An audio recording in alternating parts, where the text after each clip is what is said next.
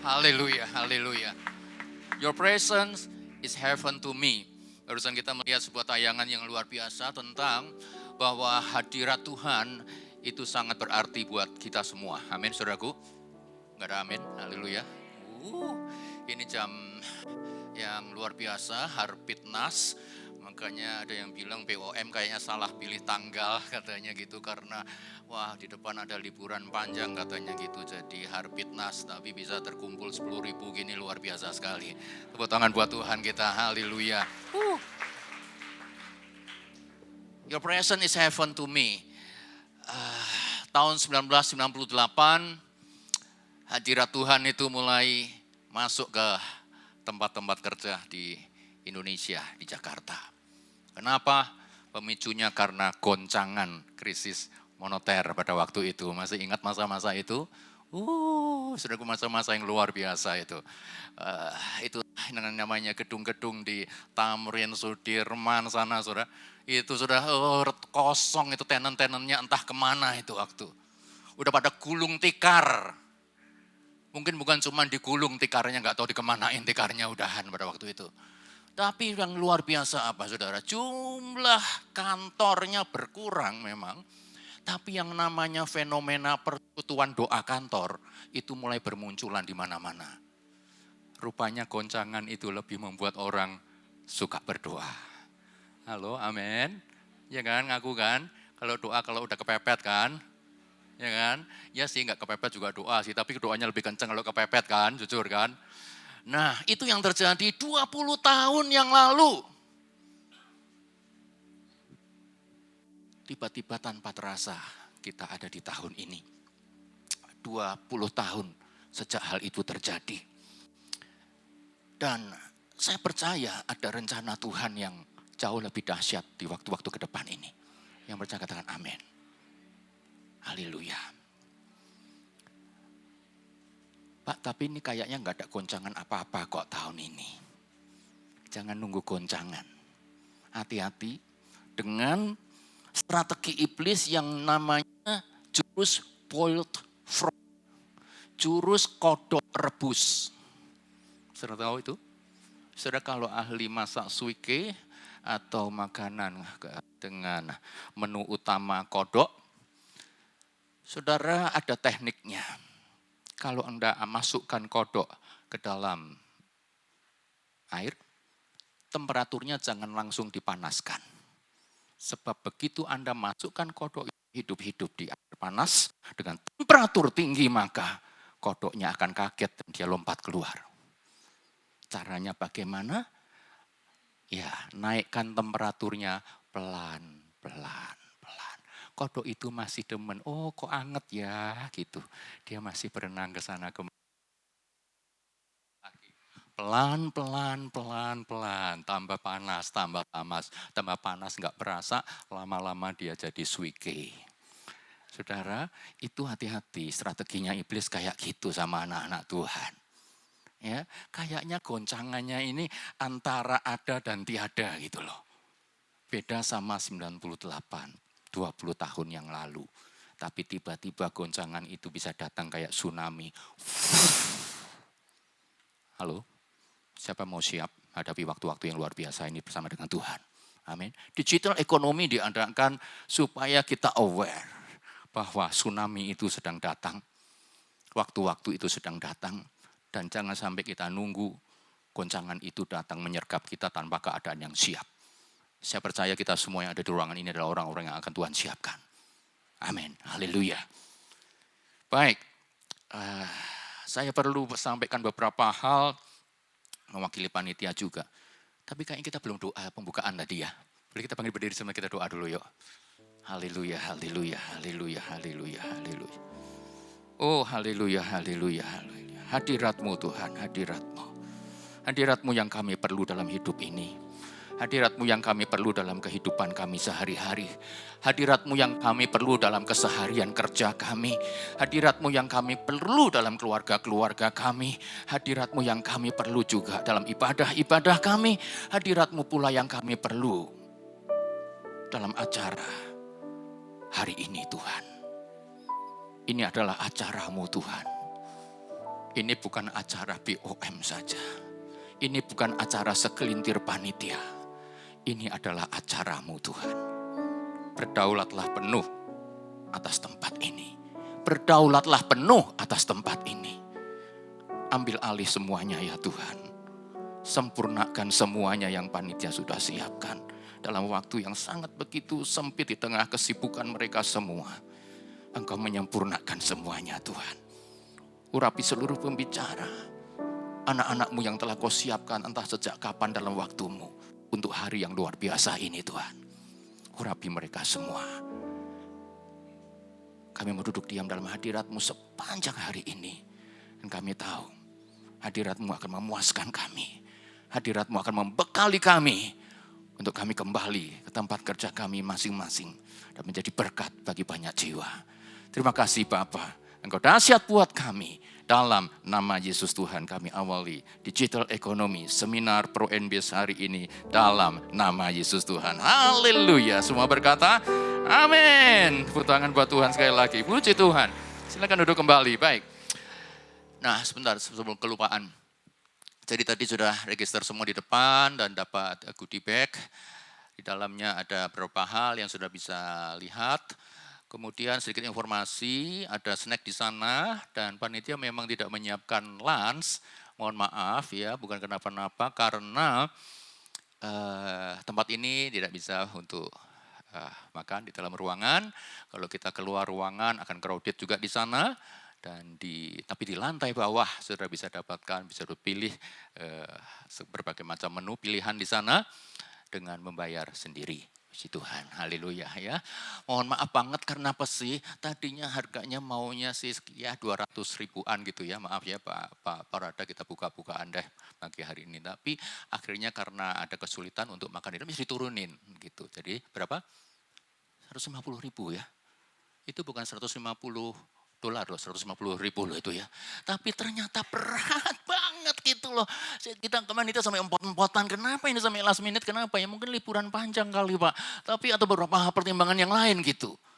Atau 150 ribu terlalu mahal untuk anak-anak Tuhan yang, dari sini wajahnya kayak orang-orang diberkati, Tuhan semua loh di sini ya wajahnya, amin, amin. Tapi kayaknya mungkin, nah ini satu hal kemungkinan. Mungkin mikir BOM udah banyak duitnya ini gitu kali ya, mikirnya gitu kali ya. Gitu kayak 150 ribu gimana gitu. Oke, tapi puji Tuhan lah. Untuk next time kita akan lebih baik bagaimana kita bisa persiapkan. Tapi puji Tuhan di lantai turun ke bawah nanti bisa ada tempat makan untuk saudara makan siang di sana. Puji Tuhan. Nah itu pemberitahuan letak toilet bisa ditanya kepada panitia yang ada. Lalu kemudian saya mau ngomong apa nih sebentar ya, lihat contekan dulu. Ada program-program persekutuan doa kantor. Jadi BOM ini punya 3 program penting. Yang pertama adalah God Present at Work tadi. Yaitu, please disampaikan, ya PowerPoint. Hadirat Tuhan di tempat-tempat kerja. Saudara kita ada di era Pentakosta yang ketiga. Yang mudeng bilang amin. Yang enggak mudeng sebentar lagi mudeng. Kita ada di era Pentakosta yang ketiga. Yang pertama itu kapan? Yang pertama itu ketika Roh Kudus dicurahkan atas kamar loteng Yerusalem. Haleluya. Saudara, dan kemudian itu kisah para rasul dipenuhi dengan dinamika marketplace yang luar biasa. Tidak ada kitab di dalam Alkitab kita yang bercerita tentang dinamika marketplace begitu dahsyat. Kecuali di kisah para rasul. Saudara, dan di era Pentakosta yang kedua, di abad ke-20 ketika Roh Kudus dicurahkan dan kegerakan Pentakosta luar biasa memberkati gereja Tuhan, umat Tuhan, itu penemuan-penemuan yang mengubahkan sejarah juga terjadi di marketplace. Mulai dari urusan menemukan bakteri kecil, penisilin, sampai urusan mendaratkan manusia di permukaan bulan, itu terjadi di marketplace di era Pentakosta yang kedua. Saudara bisa bayangkan apa yang akan terjadi di era Pentakosta yang ketiga, yang sedang kita lalui ini. Dahsyat sekali, amin. Tepuk tangan dulu buat Tuhan kita. God Present at Work, tolong please, PowerPoint ngikutin yang ngomong. Oke, terima kasih. Dan persekutuan-persekutuan doa kantor bermunculan dan ini adalah fenomena spesifik Indonesia. Saya tidak ada remote, please bisa dibantu next ya.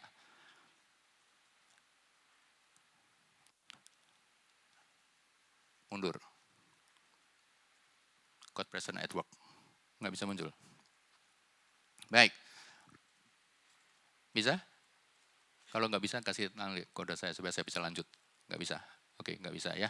Oke, bisa. God Present at Work yang pertama adalah menjadi core ministry dari POM yang Tuhan persiapkan sejak 20 tahun yang lalu. Dan sekarang ada di berbagai kota besar juga di Indonesia. Dan doakan akan melanda bangsa-bangsa juga kegerakan doa di marketplace di dunia kerja. Setuju katakan amin. Haleluya. Yang kedua tadi disampaikan tentang renungan harian pom.com yang dibagikan di awal tadi sebagai door prize awal bagi yang datang paling cepat. Ya, ini era digital ekonomi. Saya dengar pidato Pak Jokowi dalam sebuah kesempatan beberapa waktu kemarin. Era digital ekonomi adalah hati-hati, bukan yang besar yang akan makan yang kecil, tapi yang kecil akan siap makan yang besar. Kecuali yang kecil itu bersama dengan Tuhan yang besar. Amin. Lalu yang cepat akan menghempas yang lemot. Semua di tempat ini enggak ada orang yang lemot. Amin. Cepat. Sebab itu kita harapkan dari mulai awal datang lebih cepat. Makanya yang datang lebih cepat dapat door prize duluan. Haleluya. Tepuk tangan buat mereka semua. Haleluya, haleluya. Baik, God Present at Work. Kalau Anda di sini ada yang belum ada persekutuan doanya, di hari kini saya kasih tahu Anda adalah orang-orang nekat. Kalau Anda mau perusahaan Anda diberkati Tuhan, ada hadirat Tuhan di sana. Pastikan segera buka persekutuan doa kantor, hubungin POM. Yang mau katakan amin, haleluya.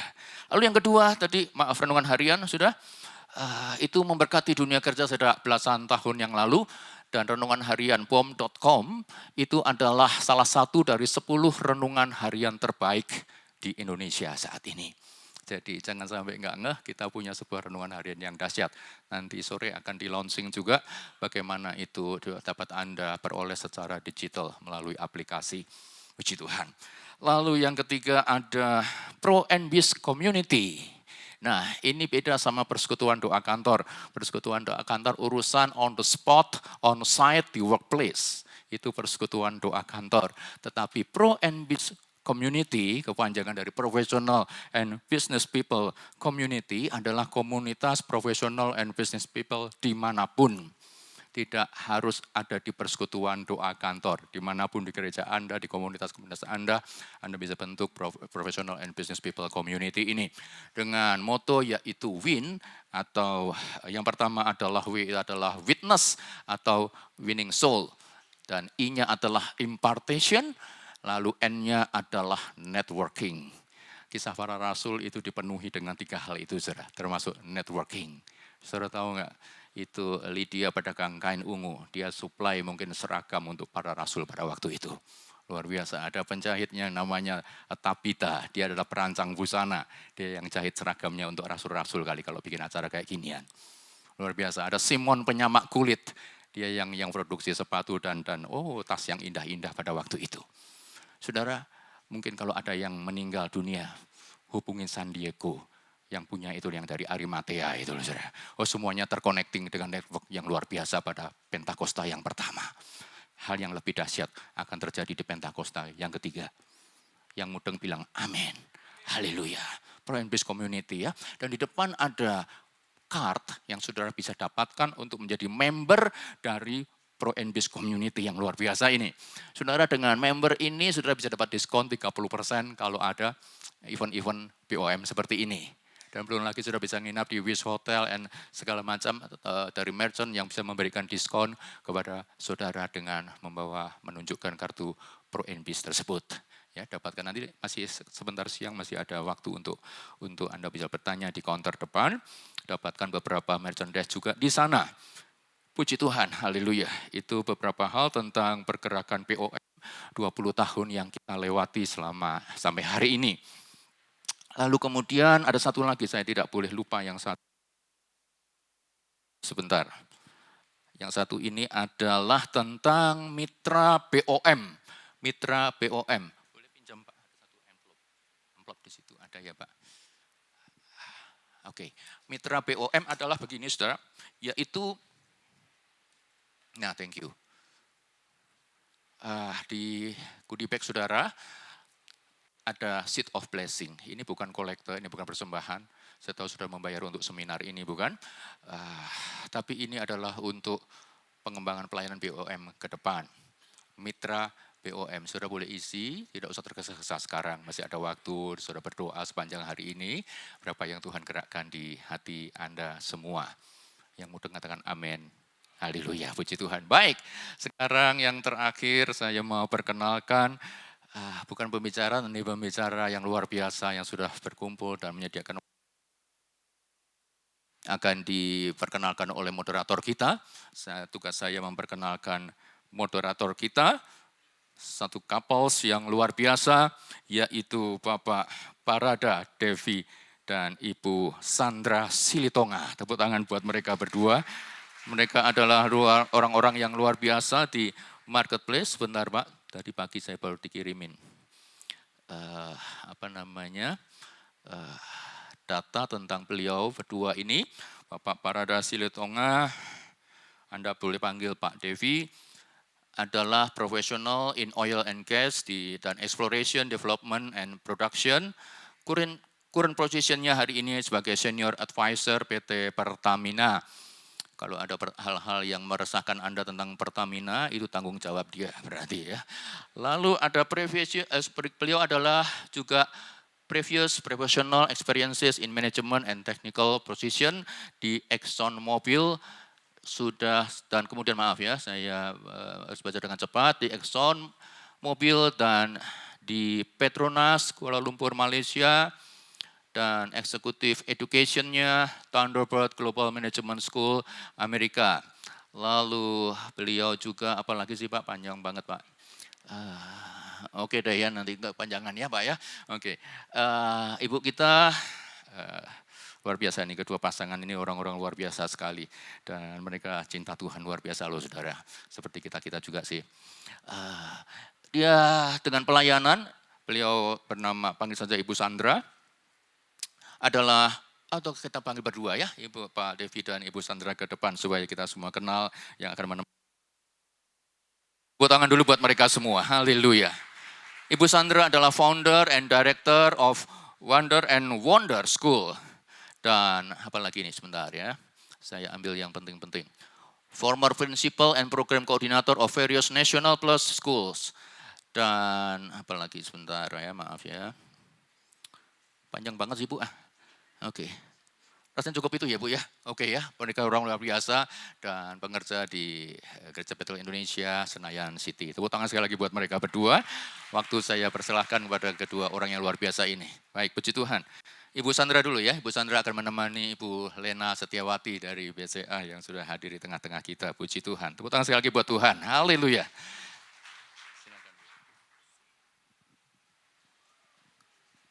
Shalom, selamat pagi Bapak Ibu sekalian. Terima kasih kepada Pak Yakobus yang sudah memperkenalkan saya dan suami saya. Pagi hari ini atau menjelang siang, pertama-tama perkenankan saya mengucapkan terima kasih kepada Blessings Over Marketplace yang sudah mempercayakan saya dan suami untuk menjadi moderator di acara hari ini. Saya percaya kita semua akan sangat diberkati dengan apa yang akan kita dengarkan. Sesi pertama kita akan dibuka oleh Ibu Lena Setiawati. Tadi saya sempat berbincang sejenak dengan beliau. Ibu Lena mengatakan bahwa dia ini katanya fosil yang ada di BCA. Tapi fosil itu sangat berharga loh, luar biasa. Dan saya yakin bahwa apa yang akan kita dapatkan dari Ibu Lena akan sungguh memperlengkapi kita. Karena Ibu Lena ini nanti akan beliau ceritakan sendiri apa saja yang menjadi achievementnya. Tetapi Ibu Lena saat ini menjabat sebagai Head of Learning and Development in BCA. Dan Ibu Lena ini salah satu tanggung jawabnya adalah untuk mempersiapkan human resources sekaligus juga memperlengkapi atau meningkatkan potensi mereka selama mereka berada di dalam perusahaan ini.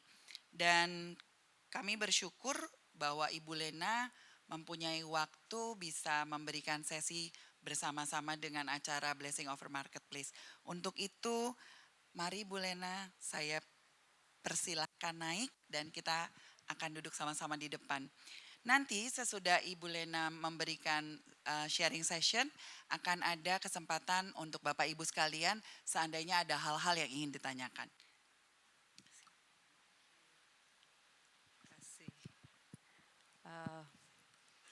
Silahkan Bu. Oke, terima kasih Bu Sandra.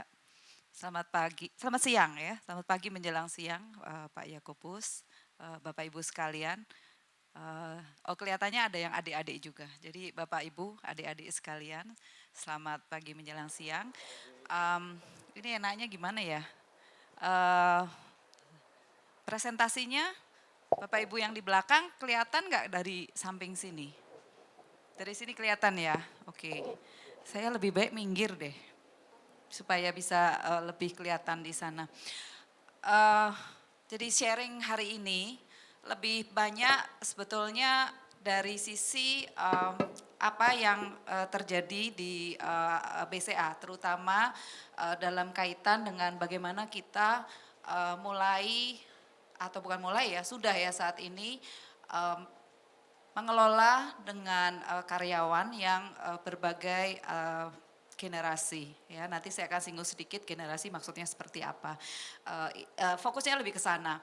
Nah, kemudian tentunya kalau kita bicara multi generasi ini, rasanya di organisasi Bapak Ibu bahkan di keluarga pun seperti itu ya. Kalau misalnya saya dan suami punya anak, anak saya adalah Gen Y, saya dan suami adalah baby boomer pastinya. Nah, Bapak Ibu sekalian bisa dihitung-hitung sendiri ya. Kalau Bapak Ibu ada yang mungkin anaknya masih sekarang ini masih SMP, masih SMA, mungkin mereka berarti Gen X ya. Bapak ibunya mungkin anaknya Gen Z ya, bapak ibunya mungkin Gen X gitu. Jadi kurang lebih seperti itu. Definitely multi generation terjadi di berbagai ya di berbagai aspek dalam kehidupan kita. Nah, silahkan Bapak Ibu dari sharing saya hari ini mungkin nanti bisa mengambil apa yang cocok untuk konteks masing-masing ya. Saya akan lebih menceritakan bagaimana multi generasi ini di BCA dan apa yang dilakukan oleh manajemen BCA untuk bisa merangkul semua generasi ini sehingga kita tetap bisa bekerja sebagai tim untuk bergerak maju bagi BCA tentunya. Next, kemana ya? Oh, sebelah sana. Bisa terus? Ya, oke. Nah, mungkin Bapak Ibu sudah cukup familiar bahwa BCA kami adalah bank gitu ya. Nah, banknya lumayan besar kalau di Indonesia. Kalau kita bicara internasional memang ya nggak gede-gede amat gitu ya. Tetapi kalau di Indonesia lumayan, kita cabangnya 1.200 lebih. Kemudian ada ATM, ada internet banking digital ya. Itu semua yang di bawah digital itu sudah sangat besar. Bahkan kalau kita bicara mungkin nggak ada di slide ini, tapi kalau sedikit sharing, transaksi di BCA itu yang dilakukan melalui internet banking itu sudah 90% lebih. Jadi yang dilakukan di cabang itu relatif sudah semakin lama semakin menurun, mungkin sekitar less than 10%. Itu yang terjadi ya. Meskipun kalau kita bicara soal jumlah besaran angkanya, tentunya yang di cabang pasti lebih besar, sekitar 50%. Karena kalau yang duit ratusan miliaran transfer itu kan biasanya memang dilakukannya di cabang gitu ya. Jadi itu sedikit mengenai BCA. Next, kemudian secara karyawan sendiri kami sekitar 25.000 orang saat ini, itu yang organik plus kita punya outsourcing dan lain-lain, itu bisa total sebetulnya hampir 35 ribuan ya. Jadi cukup banyak. Nah, kemudian apa yang terjadi gitu ya, apa yang terjadi saat ini sebetulnya yang, nah mungkin beberapa yang kita bisa refleksikan, next. Ya ini ya, kalau kita lihat bahwa ini yang tadi saya bicara mengenai generasi. Nah mungkin Bapak Ibu bisa hitung-hitung sendiri kalau veteran ya itu katanya sebelum tahun 45. Jadi kalau ini mengacu sebetulnya dengan istilah-istilah yang ada di Amerika. Jadi kalau yang zaman-zaman sebelum itu ya mereka biasanya membangun institusi.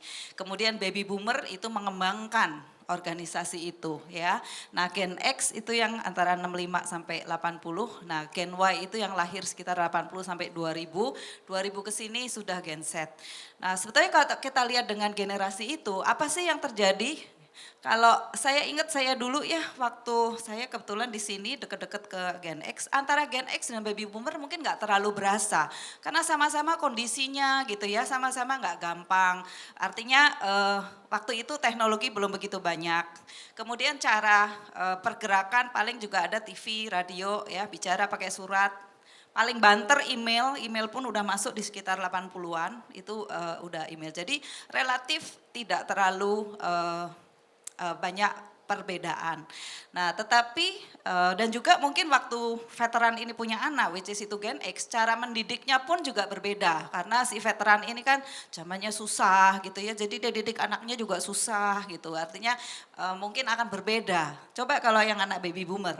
Ya, jadi kalau bisa karena bapaknya ibunya dulunya susah, waktu kecil sudah kalau mau, kalau bisa gitu ya, mau apa aja sudah ada ya, melek pengen ini sudah ada, karena saking orang tuanya pengen anaknya lebih ya jangan kayak dia dulu gitulah kira-kira ya.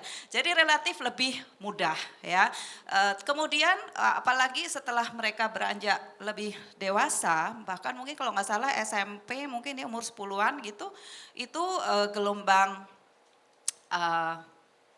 teknologi ya itu udah mulai ya, banyak mainan online, internet sudah mulai masuk gitu ya, dan itu mempercepat semua tadi ya, informasi-informasi yang tidak kita berikan pun mungkin anak-anak bisa dapatkan dari internet. Nah ini yang mungkin merubah gitu. Kemudian kalau mereka cari gitu ya, zaman dulu kita ya Bapak Ibu, kalau ada yang mungkin segenerasi sama saya, kalau cari bikin skripsi itu ke perpustakaan, perpustakaannya gede gitu, cari buku gitu ya, bukain satu-satu ya, itu baru mau bikin skripsi.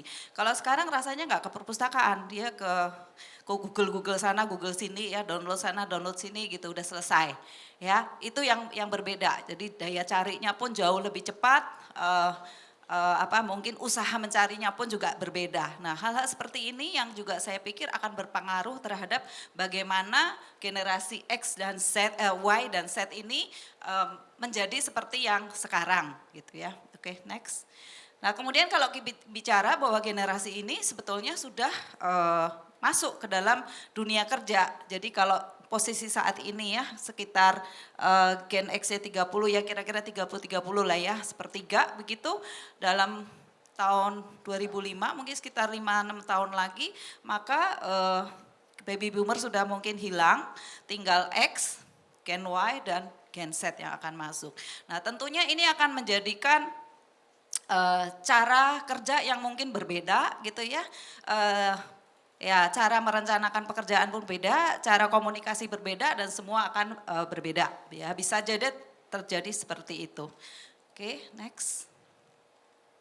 Nah, jadi artinya apa? Bahwa generasi baru, ya istilahnya baru lah, sebetulnya nggak baru ya, tapi kita sebut satu new workforce itu sudah masuk ke dalam dunia pekerjaan, kalau kita bicara dunia pekerjaan. Dan ini jumlahnya cukup masif. Dan apa yang membuat mereka sedikit berbeda atau banyak berbeda? Next. Ya, jadi kalau teman-teman ini yang karyawan, kalau di tempat kami karyawan-karyawan baru ini, mereka itu sudah sangat biasa dengan gadget ya. Bapak Ibu di sini pasti semua punya gadget ya, adik-adik semua juga punya ya. Ada yang satu, ada yang dua kali ya. Jadi 54% katanya pertama kali itu lihat gadgetnya ya. Ini lucu ya Bapak Ibu. Nggak usah jauh-jauh, tadi aja on the way ke sini ya. Kita berdua suami istri jemput anak saya. Udah masuk mobil langsung nggak lama dia buka gadgetnya. Sampai suami saya bilang, ini kamu mestinya kasih tahu dulu ini jalannya kemana baru buka gadget, kira-kira gitu. That's exactly what happened just now ya, mungkin 2 jam yang lalu gitu. Jadi ya kayak gitu.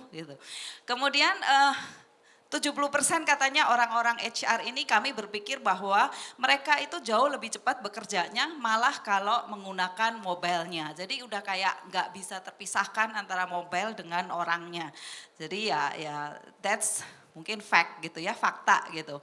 Oke, kemudian sebagian besar juga perusahaan itu 66% percaya bahwa fleksibel pekerjaan yang lebih fleksibel itu lebih menarik buat teman-teman yang gelombang di workforce yang baru ini.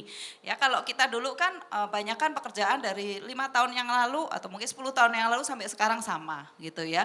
Nah kalau yang ini mereka kan bosen ya, aduh masa saya ngerjainnya itu aja gitu, jadi pengen ganti gitu ya. Jadi rasanya itu yang dipersepsikan. Next. Oke, nah kemudian perubahan dari sisi manajemen pun itu juga terjadi gitu. Jadi kalau teman-teman yang mungkin ada dari dunia corporate gitu ya, kalau dulu ya zaman industrial corporation tahun 50-an, itu lebih banyak operational excellence ya, operational excellence, kemudian juga bagaimana korporasi itu menjadi rajanya gitu ya. Jadi bagaimana orang melakukan operational secara lebih efisien. Paling efisien itu yang akan nomor satu ya. Kemudian berikutnya berganti menjadi hierarki ya. Jadi ada yang atas ya, kemudian ke bawah kotak-kotak seperti hierarki piramid begitu. Nah kalau seperti ini eksekutif artinya orang-orang yang di atas adalah kingnya. Manajemennya bagaimana melakukannya, mereka manage by objektif. Jadi tujuannya apa itu yang di manage gitu ya. Nah berikutnya tahun 90-an juga udah bergeser lagi, lebih kolaborasi antara manajemen dengan tim, dengan karyawannya lebih kolaboratif ya. Jadi leadership ada yang mungkin pernah dengar istilahnya servant leadership. Jadi kalau yang sebelumnya itu piramid biasa, kalau servant leadership itu piramidnya ke bawah. Jadi yang leadernya di bawah, artinya leader adalah serving the people gitu, the employee gitu ya, to get things done. Nah jadi apa artinya people is the king ya. Nah nextnya ini sekarang udah mulai lain lagi. Tadi disinggung-singgung Pak Yakobus bilang ada network gitu ya. Ya sekarang mungkin networks of team. Bagaimana? Oh ya karena yang menyatukan itu apa? Yang menyatukan lebih ke arah purpose-nya, mission-nya, tujuannya apa, spirit-nya seperti apa, itu yang akan menyatukan seluruh karyawan ya. Jadi para manajer itu harus mengempower timnya supaya tim bisa bergerak sesuai dengan arah yang ingin dicapai. Nah, jadinya disebut teams and leaders are the king. Jadi sudah bareng-bareng kolaborasi, nggak ada lagi lebih tipis garis antara atasan dan bawahan, kira-kira begitu ya. Kedepannya lagi belum tahu ya, apalagi ya mungkin itu akan pasti bergerak lagi. Mungkin lebih ke arah purpose, meaning, empowerment dan lain-lain ya. Itu ya kita harus siap lah untuk nanti jadinya seperti apa. Oke, next. Nah, kalau organisasi, struktur organisasi pun ini yang paling kiri ini struktur organisasi yang biasa ya, yang suka kita ya pasti korporasi seperti inilah ya, di organisasi pun seperti ini ya, dari atas terus turun begitu ya. Nah itu sebelumnya. Nah saat ini sebetulnya yang terjadi adalah struktur itu ada ya, tetapi cara bekerjanya itu sudah relatif lebih fluid. Ya, udah relatif enggak sesuai benar-benar dengan hierarki. Kadang-kadang kalau diperlukan, oh yang ini boleh langsung, yang ini bisa ke sana dan lain-lain, atau ke samping, ke kiri gitu. Nah kalau cara bekerjanya udah berbeda ya, jadi bagaimana sebetulnya dengan tujuan yang sama, itu tim-tim kecil ini sebetulnya bergerak dengan masing-masing tetapi untuk mencapai satu sasaran yang sama ya. Oke, jadi kuncinya sebetulnya adalah share values. Itu yang harus dipegang. Selama share values-nya itu sama, harusnya bergeraknya arahnya sama. Tapi detail bergeraknya mungkin itu akan beda-beda gitu ya. Oke, next. Nah ini saya sebetulnya ambil aja sih datanya dari internet. Terkait dengan teknologi ya, terkait dengan teknologi. Jadi populasi dunia itu sekitar 7,5 miliar gitu ya, penetrasi untuk di perkotaannya sekitar 55%. Nah internet usernya seberapa? 4 miliar ya. Kemudian penetrasinya jadi kalau dihitung sekitar 53%. Social networknya 3, nah yang menarik ini, unique mobile user. Jadi pengguna mobilenya, handphone, itu sudah penetrasi 68%. Jadi pengguna handphone ini sudah banyak sekali ya, nggak lihat golongan, nggak lihat apa, itu ada di mana-mana, penetrasinya cukup tinggi, 68%. Nah, tinggal bagaimana sebetulnya mobile ini kita bisa gunakan sebagai tools untuk ya selain komunikasi tentunya adalah untuk hal-hal yang lain. Next. Nah ini ya, jadi video, karena kalau udah bicara handphone, terutama smartphone ya.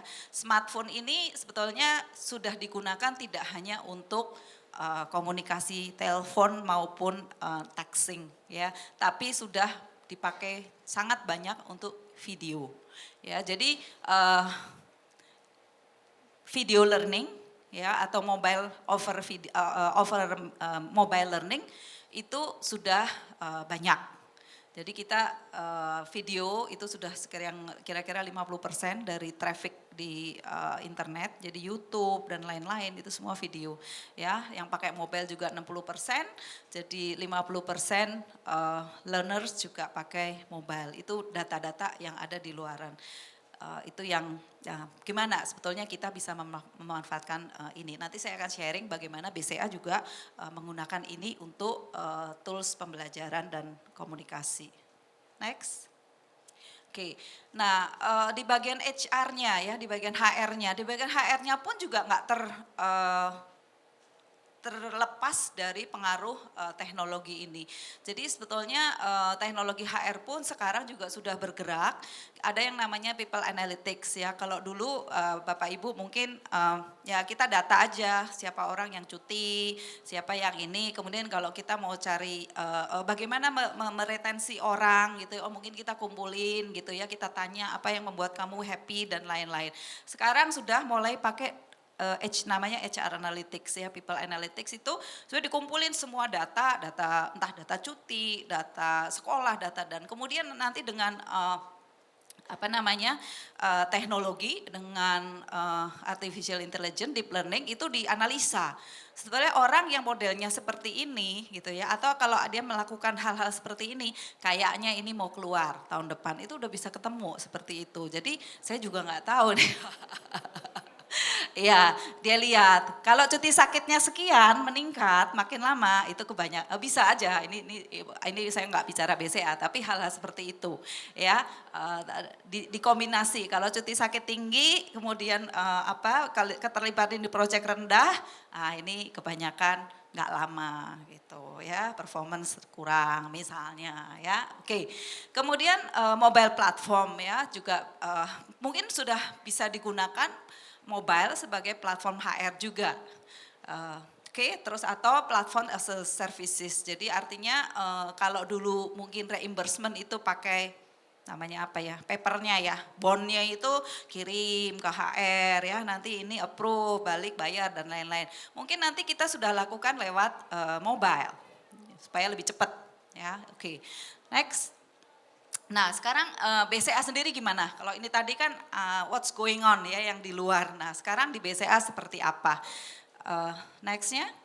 Nah ini generation mapping di BCA. Jadi yang paling kiri itu 2013, yang paling kanan, yang biru paling kanan itu 2017 ya. Jadi dalam 4-5 tahun ini pergerakannya Bapak Ibu sekalian bisa lihat bahwa memang Gen Y yang paling kiri sana itu pergerakannya naik, bahkan sekarang sudah 43. Tapi ini saya yakin 43 ini sebetulnya sudah masuk Gen Z.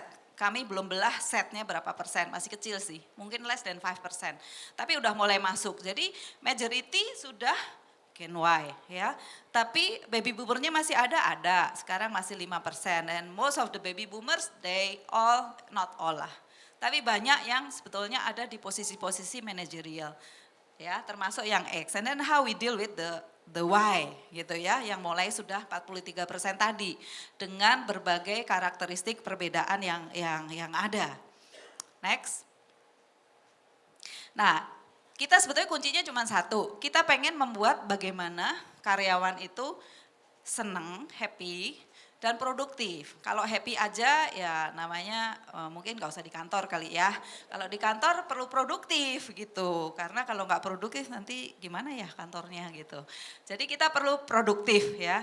Nah Bapak Ibu kenapa foto ini saya ambil gitu ya. Saya hanya ingin foto ini sebetulnya di BCA kami punya lomba, ini jaket BCA yang terakhir nih. Jadi ulang tahun BCA tahun lalu kita pakai jaket ini. Terus diadain lomba-lomba gitu ya, lomba foto.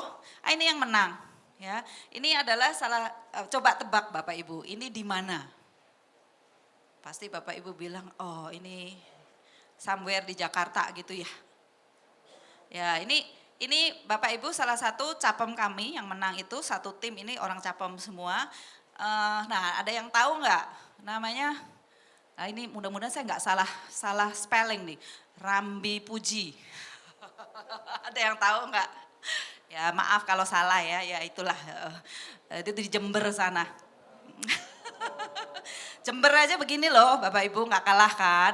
Terus kalau Bapak Ibu zoom lihat ya, tadinya saya pikir oh gaya banget nih, why sekali gitu ya, milenial gitu.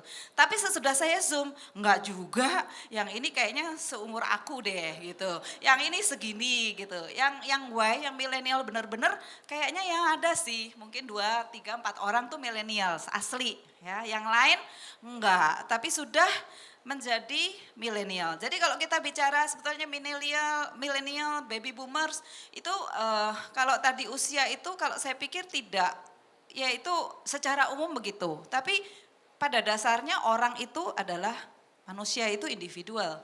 Ya badannya bisa baby boomer, otaknya milenial dan sebaliknya. Kayaknya salah. Ini yang happy bapak-bapak dan ibu-ibu. Kalau saya bilang ada milenial gitu ya, cara berpikirnya baby boomer, kayaknya nggak ada yang happy.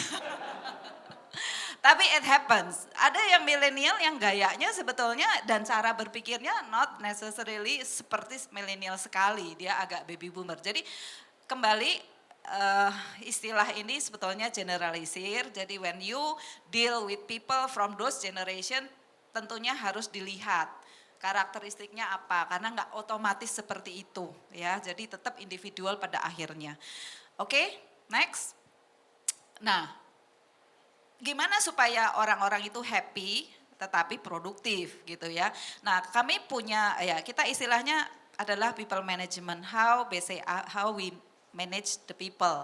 Nah tentunya kalau saya bicara manage the people itu nggak ada satu tools. Kalau kita bicara di dalam sistem HR gitu ada banyak hal ya.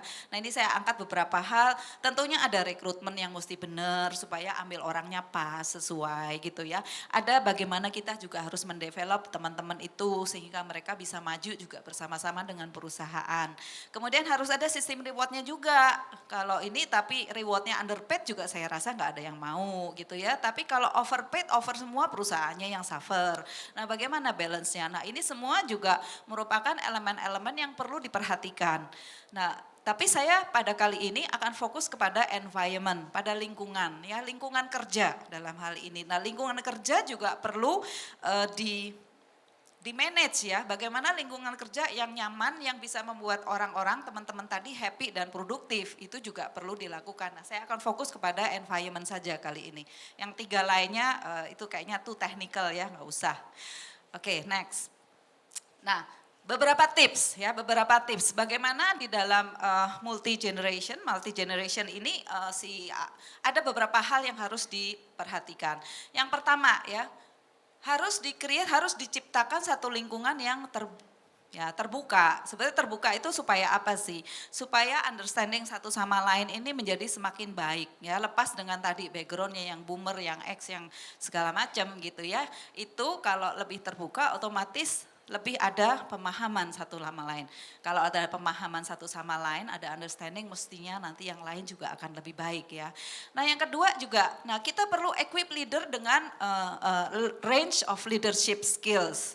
Ya mesti dilengkapi sih para atasan ini, karena atasan ini yang tadi saya bilang, kalau dia baby boomer, bawahannya ini sudah macam-macam, ada yang baby boomer juga, ada yang X, ada yang Y. Nah, cara deal dengan masing-masing generasi ini tentunya akan berbeda. Ya, ataupun misalnya generasi milenial yang sudah menjadi leaders. Nah, gimana nih saya harus memanage teman-teman ini bawahannya yang kebetulan udah baby boomer. Caranya tentunya juga beda. Nah, mereka perlu skills yang cukup baik, yang cukup banyak sehingga mereka bisa menggunakan itu di dalam mengelola timnya. Oke. Kemudian yang ketiga adalah kita perlu menciptakan suasana atau lingkungan yang menciptakan partisipasi dan kolaborasi tadi ya. Jadi sudah artinya harus ada partisipasi dari semua pihak karena partisipasi ini akan membuat komitmen menjadi lebih tinggi. Kemudian kolaborasi ya, nggak selalu yang namanya atasan meskipun dia katakanlah baby boomer umurnya lebih panjang itu, tapi dia lebih pintar dan lebih tahu segalanya. Enggak juga. Ya, mungkin di beberapa hal untuk urusan gadget atau urusan yang lain itu yang milenial lebih canggih, ya nggak apa-apa yang atasannya belajar dari bawahnya di area itu. Nah itu yang namanya kolaborasi, nggak semua harus ada di atas. Jadi ada kolaborasi dengan timnya juga. Kemudian yang terakhir adalah harus ada value ya, dalam hal ini kalau di korporasi kita sebut dengan employee value proposition. Artinya value di antara employee di dalam perusahaan itu. Nah, itu yang akan mengikat. Kalau kita bicara di institusi tentunya value di institusi, atau kalau tadi ini kita lagi acara BOM, value-nya apa? Itu yang sebetulnya mengikat para anggota ini. Nah, ini yang perlu diperkuat sebagai common ground-nya, karena kalau common ground-nya aja nggak kuat, bagaimana orang-orang di dalam satu tim itu bisa bergerak kepada arah yang sama gitu ya. Oke, next. Nah, apa aja yang dilakukan? Banyak hal ya, dan tentunya kalau kami di BCA kami lakukannya ya udah lumayan lama juga sih. Ya kita nggak bisa bicara ini 1 tahun langsung jadi, bertahun-tahun ya. Mungkin ada yang 2009 itu sekarang udah hampir 10 tahun ya. Jadi macam-macam ya, kami lakukan macam-macam mulai dari bagaimana kita meningkatkan kapasitas leadership-nya, bukan mempengaruhi ya, itu memberikan kesadaran kepada para leaders ini yang kebetulan kalau di BCA itu lumayan banyak yang udah X dan boomer, supaya mereka juga aware bahwa kita ini sudah beda loh gitu ya. Kalau komplain gini, kalau saya kebetulan dari HR, jadi kalau dia komplain, anak-anak sekarang itu ya, katanya, bicaranya gitu biasa mulainya gitu ya. Nggak kayak kita dulu, gitu mulai itu nomor 2, nggak kayak kita dulu ya, apa gitu. Suruh nyari nasabah ya kalau kita ya, suruh nyari nasabah katanya. Males datengin, gimana kalau kamu datengin bisa dapat contoh ya, maunya apa, padahal kita nggak tahu, mungkin si milenial pakai cara lain gitu sehingga dapat nasabah tetap aja. Tapi kita ngelihatnya kenapa nggak didatengin, lah itu kan gaya kita.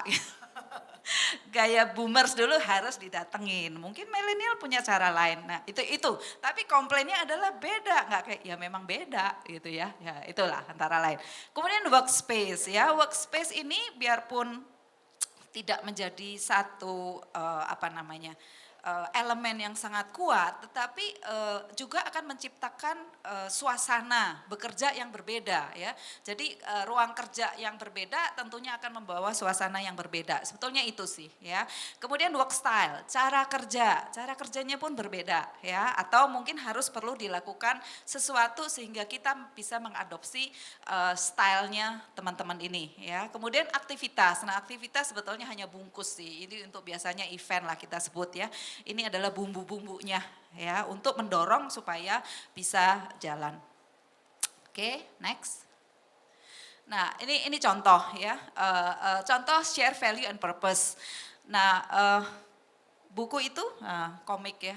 Komik itu sebetulnya adalah value-nya BCA. Kami punya value itu 4 tata nilai ya, the BCA way. Nah, ini kita mulai waktu itu sebetulnya gaungkan lagi. Waktu tahun 2012 waktu BCA ulang tahun kalau nggak salah 55 ya. Jadi ini kita sudah mulai gaungkan lagi. Ya, jadi salah satu contoh. Nah, ini sebenarnya activities ya. Tetapi di luar ini sebetulnya ada kegiatan bagaimana kita menyebarkan buku itu, bagaimana ada quiz, bagaimana ada juga sharing dari para leaders mengenai the BCA way. Bagaimana supaya value BCA ini tetap ada di institusi. Next. Nah, ini the BCAW-nya ya. Jadi kita punya 4 tata nilai: customer focus, integrity, teamwork, dan continuous pursuit of excellence. Nah, kenapa kok analoginya dengan roket gitu ya? Ya roketnya sepotong nggak apa-apa. Customer focus itu ujungnya, karena itu yang sebetulnya mengarahkan BCA ini mesti apa sih gitu. Sebagai perusahaan jasa tentunya kita harus mengutamakan customer.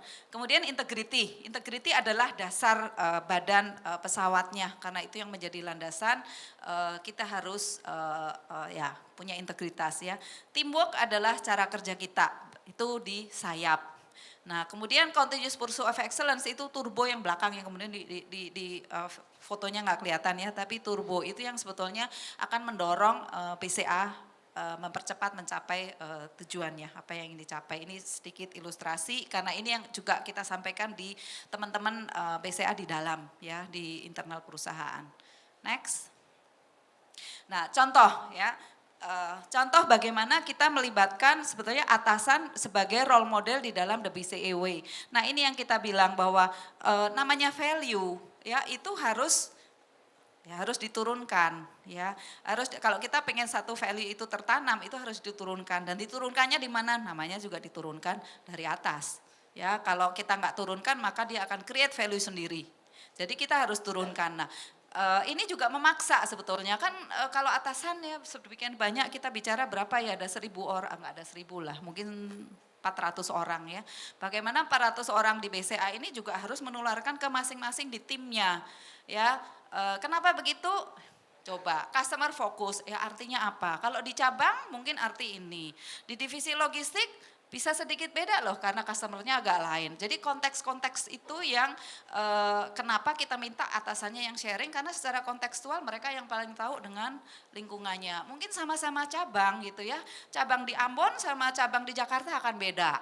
Karena tadi ada faktor budaya bisa jadi. Jadi atasan lah yang paling harus sharing.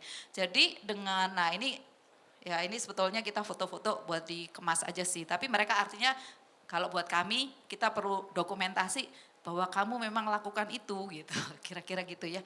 Karena apa yang kalau nggak dimonitor nanti nggak kejadian. Jadi kita harus monitor siapa yang sudah, siapa yang belum gitu, ya. Oke, ini sebetulnya adalah yang sebelah kiri ini adalah guidance-nya. Karena kita minta mereka sharing, tapi kita lengkapi dengan tools ya, ada video, ada bahan presentasi, jadi si atasan ini biar gampang, kalau enggak nanti susah lagi dia mesti bikin sendiri dan lain-lain. Jadi ini waktu itu kita bikinkan panduan-panduannya. Next, jadi sebagai role model. Nah leaders juga kita libatkan, jadi leaders itu harus terlibat di banyak hal ya. Leaders sebagai di innovation, kami punya kegiatan innovation, itu kita masukkan dia sebagai promotor ya. Jangan khawatir kalau sebagai leader nanti bisa bilang waduh capek dong saya kesana kemari terlibat semuanya. Iya terlibat, cuman perannya itu beda kok gitu, nggak ngerjain ya, bukan yang mengerjakan. Promotor ini artinya dia yang mempromot timnya yang melakukan innovationnya, yang meng-create innovationnya, tapi dia promote di situ ya. Jadi ini kalau di innovation. Jadi peran mereka di innovation, kegiatan innovation BCA mereka sebagai promotor. Next. Nah, kita punya COP juga, COP itu Community of Practice. Jadi itu sebenarnya kumpul-kumpul ya. Tadi selain kalau di ini tadi ada persekutuan gitu, ini enggak, di sini kebetulan kalau urusan kantor ada juga kumpul-kumpul, tapi yang dibahas ya urusan kantor gitu ya. Namanya Community of Practice. Nah, di dalam Community of Practice ini mereka jadi sponsor ya. Nah, Bapak Ibu, kenapa saya tampilkan foto ini ya? Karena di foto ini sebetulnya Pak Presdir dan Presdirnya BCA juga ikut sharing juga gitu. Ini sebetulnya adalah memberikan contoh bagaimana mereka juga terlibat. Jadi direksi BCA itu mereka punya, kita jadwalkan juga, kadang-kadang kita minta sharing di COP. Misalnya nanti Senin mereka ada program namanya utama, mereka harus lakukan sharing juga 2 jam gitu. Jadi direksinya juga walk the talk lah ya. Oke, ini di Community of Practice. Next. Nah, ini salah satu juga kegiatan di panel inovasi tadi. Kalau ada kegiatan inovasi harus ada yang melihat dong, inovasi ini oke nggak sih sebetulnya. Nah itu nggak bisa satu orang, maka kita sebut panel. Ya, dan panel ini memang terdiri dari beberapa, ada sekitar 8-9 kepala eksekutif gitu yang akan menjadi panel. Nah ini mereka juga terlibat. Ini waktu penjurian ya. Next. Nah, di pembelajaran ya, kalau tadi kita banyak bicara teknologi sedemikian ketat, terus kemudian mulai banyak teknologinya, kita perlu apa? Leadersnya harus di-touch karena dia harus terlibat. Nah, kemudian pembelajaran. Nah, pembelajaran pun juga nggak terlepas dari pengaruh digital ini. Jadi bagaimana kita mengadopsi sebetulnya digital di dalam pembelajaran di BCA. Next. Bisa terus, Pak. Ya. Nah ini sekilas aja ya contoh-contoh apa yang kami lakukan. Jadi banyak banget ya, kalau dilihat ini kan banyak ya. Jadi kita punya video learning, kita pakai pembelajaran itu pakai video conference sudah. Kemudian kita membuat itu juga pakai mobile, memberikan feedback itu udah pakai mobile, nggak pakai paper lagi ya. Kemudian BLIMS itu adalah library yang online juga, jadi bacanya e-book ya, nggak pakai buku lagi. Sebetulnya supaya gampang sih, kalau kita mau bicara seluruh Indonesia, kalau pakai buku itu ngirim-ngirimnya setengah mati gitu ya, jadi pakai e-book. Mobile learning ada, kemudian e-learning juga sudah ada, ini beberapa my video juga kita pakai, jadi kita pakai video. Ini hanya menunjukkan aja bahwa banyak ya. Nah kenapa kok kita bikin sedemikian macam-macam? Sebetulnya gampang aja sih, karena karakteristik orang tuh kan beda-beda. Ada yang senangnya belajar ini, ada yang senangnya belajar kelas. Jadi kita berikan beberapa pilihan supaya mereka bisa memilih. Next. Nah ini yang tadi saya sharing, HR platform ya. Di kami juga kita HR-nya juga kita pakai namanya HR Inspire, ini pakai HP. Sebetulnya tinggal masuk aja, kemudian di dalamnya apa? Di dalamnya itu ada, kita bisa ada chat kalau kita mau nanya-nanya mengenai kebijakan. Kemudian kalau My Guide itu sebetulnya ketentuan-ketentuan perusahaan itu ada di situ. My Medical ini kalau rumah sakit inilah, list of rumah sakit lah ketentuannya dan lain-lain itu ada di situ. Kontak itu alamat-alamat, email-email, handphone dari karyawan itu ada di situ, pejabat ya. Transaction, nah transaction itu sebetulnya adalah kalau kita reimburse, kita bisa monitor di situ. Udah di approve belum, udah ditransfer belum gitu ya. Jadi ini supaya memudahkan karyawan melihat sih, karena kalau enggak kan lebih lama ya. Oh iya, by the way, informasi karena di BCA kita untuk proses seperti ini itu centralized. Jadi enggak dilakukan jadi pun yang di Papua pun dilakukan processingnya semua dari sentral di Jakarta ya. Jadi makanya ini akan membantu. Oke, next. Nah ini tadi sedikit community of practice. Ini foto kegiatannya, jadi memang kegiatan community of practice itu informal. Tujuannya apa? Tujuannya adalah sharing di antara para karyawan. Dan untuk kegiatan ini kami sebetulnya voluntary, kita tidak memaksa orang untuk ikut. Waktunya pun kita dari perusahaan berikan waktu setengah jam, waktu dari karyawan setengah jam. Jadi kalau misalnya pagi-pagi gitu ya, kantor jam 8:30 ya karyawan datang jam 8, nanti baru mulai kerja jam 9. Nah ini itu yang dilakukan di BCA. Kira-kira bisa 2 minggu sekali, sebulan sekali, tergantung dari masing-masing unit. Oke, next. Ini untuk para atasannya, para manajernya kita juga lakukan, tentunya isinya akan beda. Nah isinya kalau untuk yang para managers, ini namanya BOS, 3 bulan sekali, ini sharing dari leaders-leaders yang dari eksternal. Ya ini Pak Agung dari Kompas dulu, itu Pak Berry dulunya di BCA, tapi ya waktu itu dia sudah tidak ada di BCA. Oke, next. Nah ini ya, kegiatan kami juga punya yang namanya team engagement ya. Team engagement ini sebetulnya diukurin ya. Kegiatan apa sih ini team engagement? Team engagement adalah bagaimana ya engagement karyawan dengan perusahaan itu bisa naik, karena kalau engagementnya tinggi otomatis karyawan akan lebih happy tadi ya, lebih happy, lebih produktif. Nah ini kita punya tim engagement. Nah ini ada pengukurannya, kami pakai Gallup yang 2 tahun sekali nanti disurvei, kemudian tiap unit itu nanti akan terima di tempat kamu yang rendah ini misalnya ya, akan ada semacam report seperti itu, kemudian masing-masing unit do something yang dinamakan ini, team engagement action ya, untuk apa? Untuk improve kondisi itu ya, ini mengenai team engagement di BCA. Next.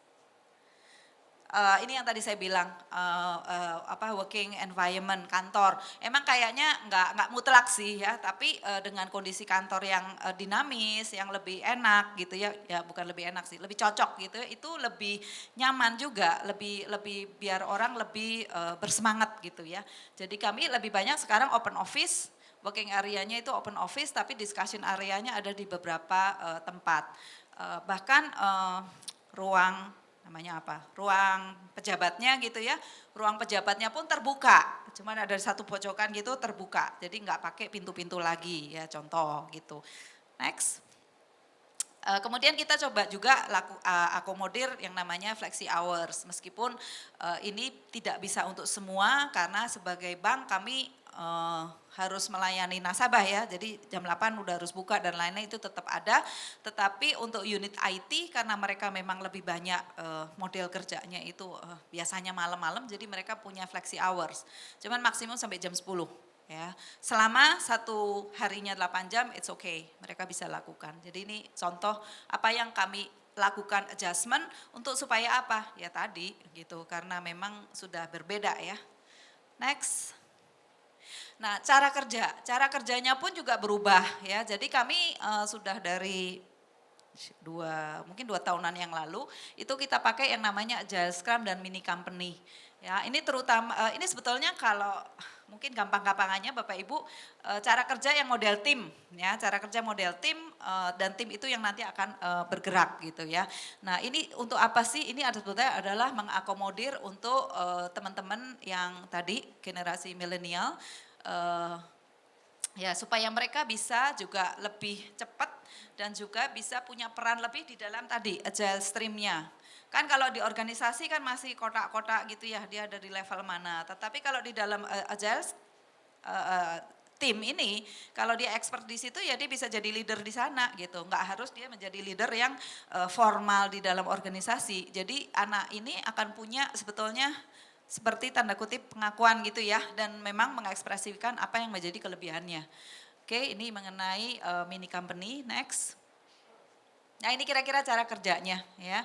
Jadi cara kerjanya mini company itu ada chief product owner, ada steering committee. Nah steering committee itulah yang biasanya isinya adalah sebetulnya memang pejabat yang biasa ya, yang ada di dalam struktur organisasi. Tetapi begitu masuk product owner, scrum master dan lain-lain, tim A, tim B, tim C ini adalah sebetulnya orang-orang yang memang ahli di bidangnya. Ya ada product owner itu biasanya yang punya produk, scrum masternya itu biasanya dari IT, development timnya juga dari tim IT. Nah ini kepalanya bisa yang mana gitu. Dan gak perlu bahwa si kepala yang di Scrum tim A itu harus kepala di satu unit tertentu gitu. Gak perlu, bisa juga dia masih staff gitu ya. Jadi ini yang kita adopt sekarang, dan supaya apa? Supaya juga lebih cepat bergeraknya. Karena kalau enggak kita nggak akan cepat bisa bergerak dengan perubahan, mengantisipasi perubahan yang ada. Produknya kelamaan gitu. Kalau pakai sistem yang dulu. Next. Ini cara kerja mereka, Scrum Team tuh begini. Jadi banyakkan kalau orang lihat dari luar mungkin lah itu ngapain ngobrol-ngobrol gitu ya. Enggak ngobrol, ini kerja. Kerjanya memang begini. Yaitu stiker itu sebetulnya mereka nanti punya stiker ini urusannya apa, ini yang mana, ini yang pending, ini harus apa yang sudah saya lakukan, apa yang belum. Jadi semua bisa tahu apa yang terjadi semua, mana yang backlog, mana yang enggak, mana yang mesti dikerjain. Ya, ini cara kerja mereka, dan mereka biasanya setiap hari pagi atau siang mereka tentuin sendiri, mereka lakukan ini per tim ya. Oke. Next. Nah, internal communication ya, karena BCA ya lumayan ya, seluruh Indonesia mau nggak mau komunikasi dengan digital ini juga harus digunakan. Jadi kami punya yang namanya My BCA Portal yang berisi segala macam ya, segala macam lagi ya, mulai dari aturan ya, kegiatan, mulai dari informasi semua ada ya, ada My Video, ada Square. MC Square itu buat tuker-tukeran informasi. Jadi kita lakukan di sini, jadi tinggal bisa akses. Oke, next. Nah ini dalamnya ya, jadi MC Square itu isinya seperti itu, knowledge focus, mau butuh apa, lagi ada apa. Oh iya Bapak Ibu, kami punya yang non teknis juga ya, kayaknya kok kerja gitu. Kalau di situ ada yang namanya Asia Runners, Goes to Bali Marathon. Nah Bapak Ibu bingung Asia Runners itu apa? Ya kami punya kelompok-kelompok olahraga dan seni sih selain ini. Ya selain kerjaan sendiri, makanya ada itu ya, nanti di belakang saya jelaskan. Oke, next. Nah, selain itu kita juga karena berkembang bersama BCA jangan berkembang ke samping ya, maksudnya berkembang secara yang lain-lain. Makanya kita juga ada pekerja tersegar gitu ya. Ini sebetulnya kenapa sih? Karena sehat bersama BCA ya. Karena kami melihat dalam 5-10 tahun terakhir data-data orang sakit itu meningkat. Jadi yang sakit jantung, sakit maaf kata ya, sakit cancer, yang meninggal ya itu meningkat. Jadi kita pikir ini nggak bisa cuman pakai dokter itu kan menyembuhkan. Yang paling bagus adalah preventif. Makanya kita bikin yang namanya Sehat Bersama BCA yang kita encourage teman-teman supaya hidup sehat. Supaya apa? Ya supaya sehat sih. Kembali kalau sehat apa? Ya produktif juga. Jadi BCA juga ada dapatnya gitu ya. Oke, next. Ini yang tadi saya cerita, kita punya Bakor Seni ya. Bakor Seni ini olahraga dan kegiatan olahraga dan seni ya. Masing-masing tim ya gitulah punya kegiatan sendiri-sendiri. Nanti tiap tahun biasanya kita ada lomba-lomba lah. Ini kebetulan yang tahun 2017 waktu itu tahun ini ya 61 tahun. Nah ini lomba-lombanya yang Jabotabek. Jadi ada fotografi, ada dance, ya memancing dan lain-lain. Oke, next. Terus kita juga harus mengencourage creativity ya. Satu kenapa? Ya karena zaman sekarang harus innovate cepat, kalau nggak kreatif ya susah gitu ya. Tapi kita juga ajak supaya teman-teman ini partisipasi. Jadi Bapak Ibu kalau lihat logo-logo ulang tahun BCA, itu biasanya dari karyawan. Nah ini dalamnya, ya, kompetisi logo BCA yang keberapa, nanti masukin, nanti siapa yang menang ya dipakai gitu ya. Jadi kita nggak pakai, ini kalau ada yang dari agensi ya mohon maaf gitu, kita nggak pakai agensi. Ya, tapi tujuannya bukan tidak mau dengan agensi, sebenarnya tujuannya sudah partisipasi ya. Jadi kuncinya adalah partisipasi. Oke, next.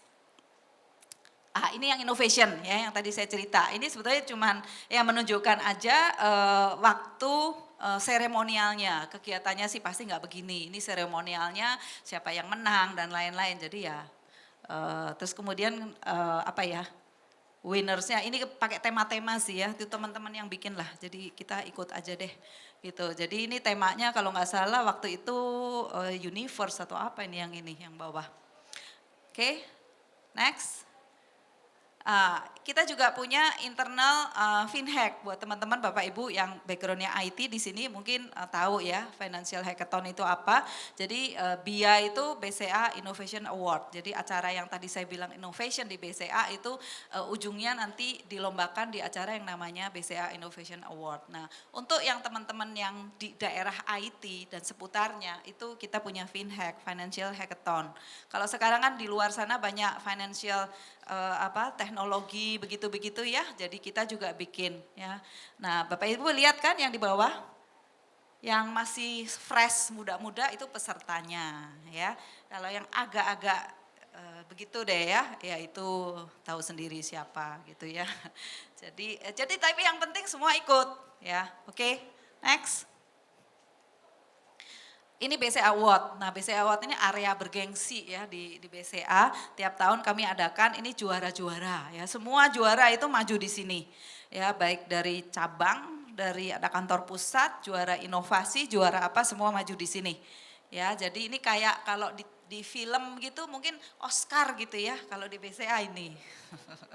Nah, pada happy. Ini kebetulan temanya waktu itu apa ya? Oh, Majesty 60 ya. Karena umur 60 jadi begini, pakai baju-baju begini. Ya, kita ikut aja. Tapi mereka pada seneng tuh kalau peserta pada happy ya. Jadi ya, oke lah. Oke, next. Oh, ini sedikit ada cuplikan. Ya. Video teasernya ya. Direksinya Bapak Ibu juga ikut nyanyi, meskipun jangan tanya ya suaranya ya gitu deh. Kalah sama yang penyanyi beneran.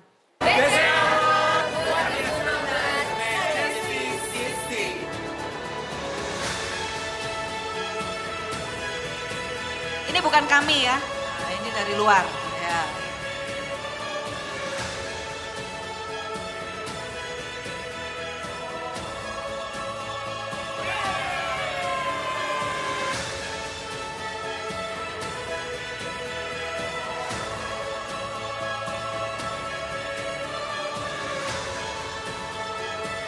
BCA Awards 2016, Majesty 60.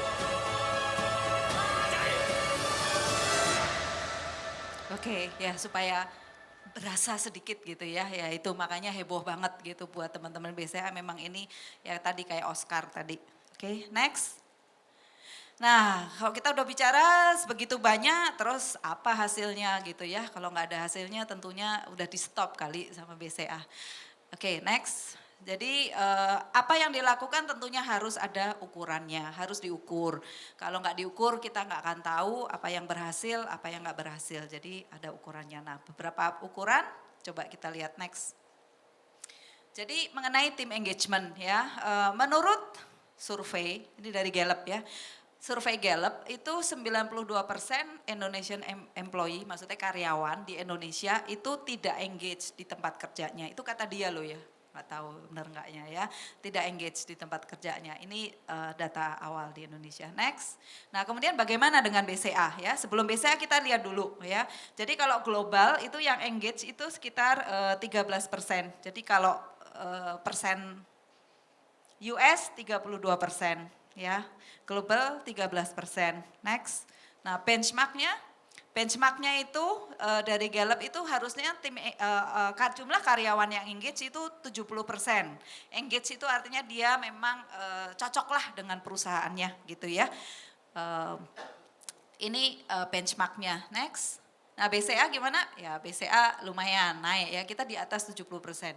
Jadi kita bahkan 83% itu di tahun terakhir kemarin di kita soalnya 2 tahun sekali, jadi 2015 ya. Dulunya waktu kita mulai dengan 55%, terus kita naik 73 atau 77%, sekarang sudah di 80-an. Jadi lumayan lah hasilnya oke, dan challenge-nya adalah bagaimana mempertahankan ini gitu ya.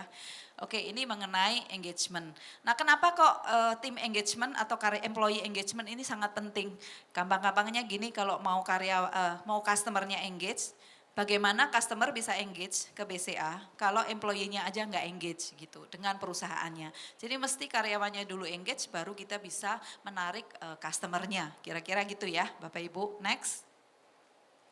Nah, ini yang ini bocoran aja sih, kita sambung-sambungin aja sih gitu. Apakah ini karena tim engagement? Ya saya yakin enggak lah ya gitu. Jadi ini profit BCA bagus, naik terus. Tim engagementnya juga naik, sudah beberapa tahun terakhir kita di 4,66%. 4,66 bukan persen, 4,66 itu nilai ya. Nilainya antara 1 sampai 5, jadi 4,66 itu sudah oke, baik. Oke, next. Nah, turnover, pastikan turnover BCA lumayan sedikit, jadi cuman 2,36% per tahun. Ini kayaknya sangat sedikit sih, bahkan kadang-kadang kita suka mikir kayaknya mesti naikkan dikit ya, terlalu kurang cepat muternya ya, tapi enggak lah, itu jelek ya, 2,5 oke. Ya, jadi turnovernya yang keluar relatif baik. Next. Kemudian manajemennya juga kita kebanyakan memang dari dalam.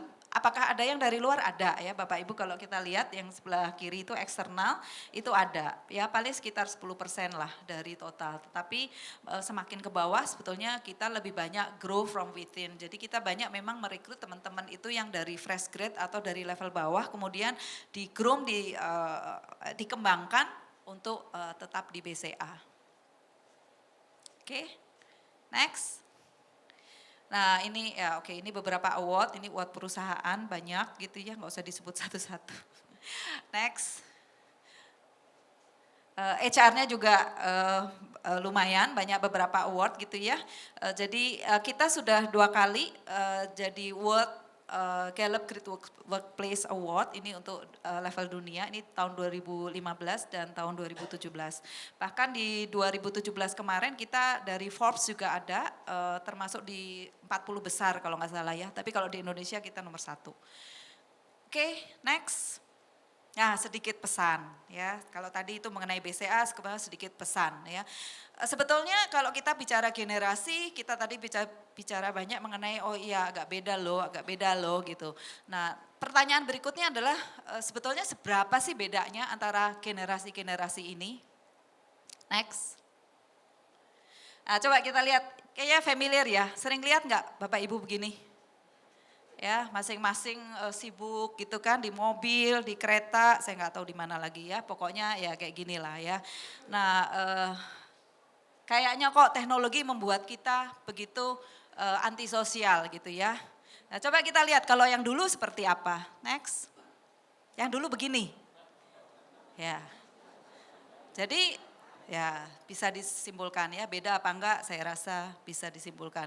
Tunggu lihat. Ya, jadi enggak beda-beda amat kok, cuman yang dipegang beda. Next. Nah, Bapak Ibu ini ada data ya di kalau nggak salah di Hong Kong, penggunaan internet ya, internet user by age ya, by umur. Jadi kalau yang kanan itu atau yang kanan sana itu 2015, yang sebelah kiri sini 2016, ini by kelompok umur. Nah, yang menarik Bapak Ibu coba di next. Coba, karena ini yang umurnya 55 sampai 64 ya. Kenaikan jumlahnya tolong dilihat ya. Kalau dulu dia 46%, sekarang dia 69%. Jadi growth-nya paling tinggi loh. Jangan salah ya. Bukan growth tertinggi itu ada di milenial penggunaan internet. Tapi growth tertinggi adalah di di kita-kita gitu ya. Kemudian juga dilihat time spend tuh yang hitam ya. 148, 2 kali lipat ya Bapak Ibu. Sebelumnya cuma 77 menit, sekarang 148 menit. So how are we different? Kalau kita bicara begini ya. Oke, next. Jadi kalau ya masih banyak hal yang lain ya, cuman dari 2 hal ini aja kita lihat sebetulnya pada dasarnya semua generasi itu mempunyai hal-hal pada prinsip-prinsip yang sama ya, mereka pengen respect ya, mereka pengen growth juga, pengen bertumbuh, kita juga pengen punya shared purpose ya, kita juga pengen connected to the community, cuman beda aja. Kita connect ke community apa, mereka connect ke community apa, tapi kan sama sebetulnya. Jadi pada dasarnya itu sebetulnya dalam-dalamnya itu kalau digali-gali ada kok banyak persamaannya. Tetapi memang berbeda adalah ekspektasinya, cara komunikasinya. Saya motivasi by apa itu beda. Kalau mungkin yang dulu saya lebih termotivasi dengan ini kita mesti kerja keras supaya apa? Supaya hidup lebih baik gitu ya. Soalnya dulunya susah. Kalau yang generasi sekarang, saya mesti kerja keras. Tapi why-nya beda. Saya kerja keras supaya cepat selesai, habis itu supaya saya bisa clubbing. Bukan clubbing lah, hang out, nah gitu ya Bu ya, hang out istilahnya. Beda motivasinya gitu. Tapi at the end kalau di dalam itu kan kerjanya sama-sama keras gitu. Tapi motivasinya beda, jadi kita jangan memotivasi generasi milenial dengan kamu harus kerja keras ya, supaya nanti hidupnya enak. Enggak ada, dibilang sekarang juga udah enak gitu. Jadi lain. Ya, oke Bapak Ibu, saya rasa itu aja sharing dari saya. Jadi kalau ada pertanyaan Bu Sandra, monggo.